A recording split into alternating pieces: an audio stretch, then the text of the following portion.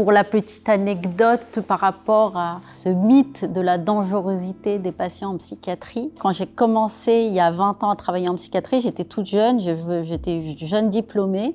Je me souviens de la réaction de mes proches, notamment de mon père, qui m'a dit « mais ça va pas ma fille, pourquoi la psychiatrie? Il y a plein d'autres hôpitaux, il y a plein d'autres services, fragile comme tu es, ils vont t'écraser ». Il avait peur pour moi et moi c'était pas, là c'est la réaction de mon père, mais j'ai eu 1000 réactions de cette sorte. Quand je disais je travaille à Sainte-Anne, mais t'as pas peur?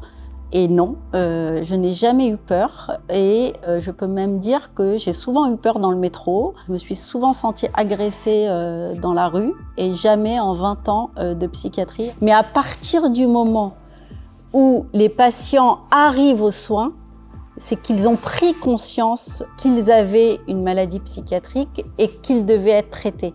Et donc à partir du moment où ils sont traités, on n'a plus aucune raison de craindre un passage à l'acte hétéro-agressif qui est pourtant si médiatisé dès qu'il y a un problème. Les patients en psychiatrie, ils sont d'une douceur et d'une empathie incroyable. Quelque chose d'une profondeur que je ne trouve vraiment pas chez les humains classiques, j'ai envie de dire, mais aucun humain n'est classique, mais chez les humains qui ne s'assument pas vulnérables, en fait.